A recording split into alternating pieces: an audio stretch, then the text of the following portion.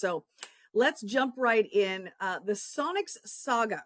And what I learned late Wednesday from my former colleague, Ari Hoffman, who's the afternoon talk show host on 570 KVI, he called me around the same time he was putting a post up on X after he obtained some documents that were used by Washington Governor Bob Ferguson's team to prep him for a meeting that he had earlier this month that apparently a lot of lawmakers told me they didn't even know anything about, with the NBA Commissioner Adam Silver. So Ferguson's policy advisor had reportedly been in communication with Todd Lewicki. If you've heard of him, he's CEO of the Seattle Kraken and also CEO of the Oakview Group.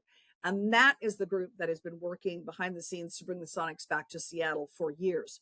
And the other individual is Samantha Holloway, owner and chair of the Seattle Kraken. So both Holloway and Lewicki, according to the documents that Hoffman obtained, were urging Ferguson's team to be prepared for this meeting with the commissioner. And they basically were saying the commissioner is going to hit you up on the pending income tax, saying long-term viability of the team coming here and the ability to recruit players who could be paying the millionaires tax and don't want to potentially give away 10% of their income above $1 million to the state of Washington. That could really impact the viability of the team coming here. So I reached out to the governor's office for comment. I did not receive a response. I also reached out to the prime sponsor of the bill, who is Senator Jamie Peterson. No response from him.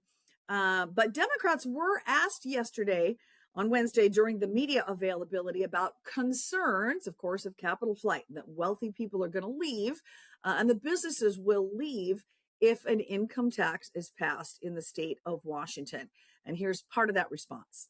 With the millionaire's tax, by contrast, the top marginal rate, 9.9%, that is not out of line with a large number of the 41 other states that have some form of a personal income tax.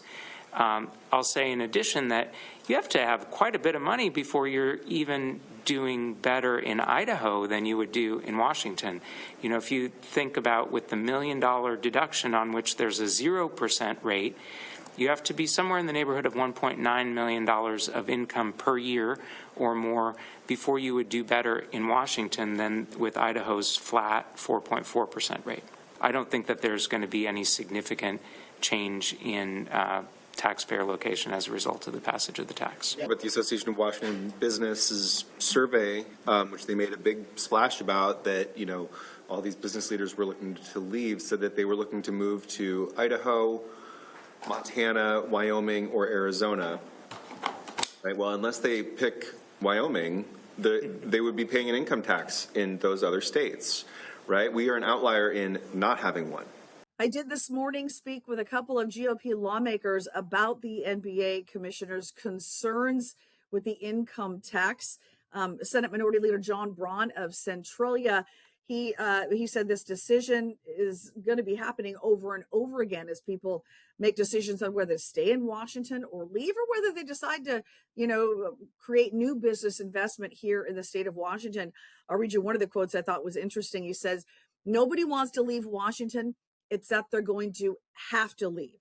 They're going to have to leave, or their business is going to fail eventually," he said. This isn't about wanting to leave, but they, the Democrats, are forcing that issue. And then I also spoke with GOP Chairman Jim Walsh of Aberdeen. Going to put up part of the comments that I received in an early morning phone call with Representative Walsh. Part of what he said is, whether or not you think that people are going to leave the state of Washington if they're already set up here or not, he said, what about the businesses you're trying to attract? What about not just Amazon that's already here, but the next Amazon, and attracting a professional sports team that isn't here now? He said, these are basically just bad fiscal decisions overall. And I got some figures today, which I found fascinating. My state editor here in Washington, Brett Davis, compiled this for me just this morning, some figures from the federal government on people coming or leaving Washington. Now, these figures are a few years old, but the data comes from the year right after the state's capital gains tax went into effect. And these numbers show that total outflow from year 2021 to 2022 in the state of Washington, we had outflow of 222,500 plus individuals. That's taxpayers and their dependents. And they had a total inflow of 203,700 plus individuals. So that was a net migration loss for the state of Washington of about 18,000 residents. And according to the federal government, that net adjusted gross income loss is $1.66 billion. So that's significant. Now, whether or not that's going to happen with the passage of a wealth tax is unclear.